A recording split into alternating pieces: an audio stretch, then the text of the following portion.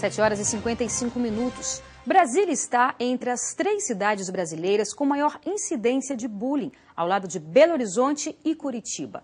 O termo é usado para descrever algum tipo de violência física ou psicológica em uma pessoa incapaz de se defender. Ocorre também nas escolas. E neste caso, qual o papel dos educadores para combater e até mesmo evitar esta prática?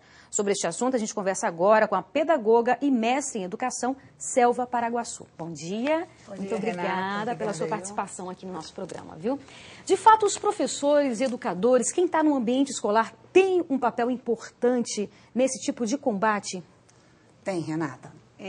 Nós temos que entender primeiro o que é a violência simbólica, para depois a gente chegar no bullying, tá? A violência simbólica é aquela violência velada, aquela violência que por vezes não deixa marca e que não acontece única e exclusivamente na escola. Nós temos que entender que desde a década de 70 do século passado, nós já temos escritores falando sobre isso. Agora, o lugar de maior percepção e de maior convívio social dos jovens é indiscutivelmente na escola. E talvez seja por isso que se acredita que a maior incidência da violência aconteça na escola, ainda que não seja o espaço único da violência. O bullying é cometido também na família, na rua e principalmente na escola pela visão social. As pessoas olham mais para o espaço escolar. Claro. Quer dizer, embora seja um termo relativamente novo, né, é algo que ocorre já há muitos anos, né? Isso.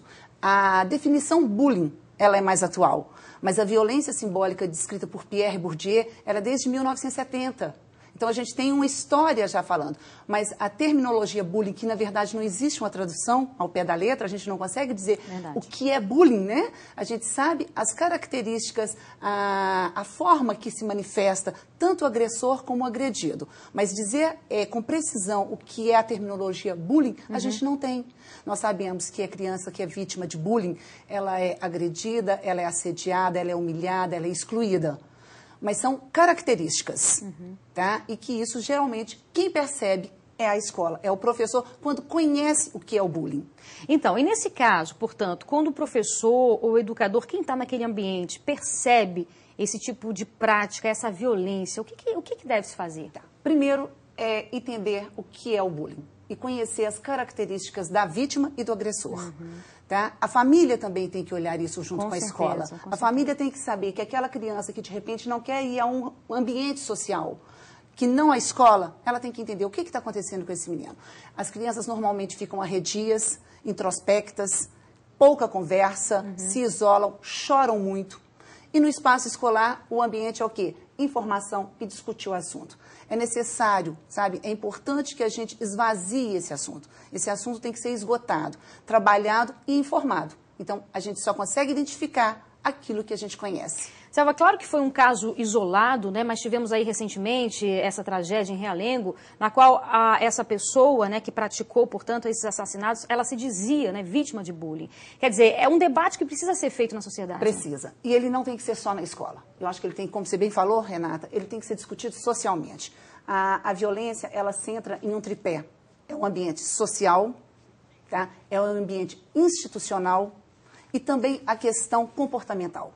Então, nós temos que entender o ser nesse conjunto de espaços. A escola e a família, nós temos que entender a questão comportamental. Nesse caso do rapaz do Rio de Janeiro, era um rapaz que tem um histórico realmente de ser assediado, de ser violentado, mas, acima de tudo, nós não podemos desconsiderar a questão patológica. Com certeza.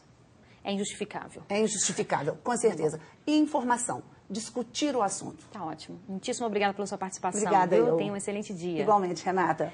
E obrigada você pela companhia. Nós voltamos amanhã às 7h30 da manhã. Até lá e tenha um excelente dia você também.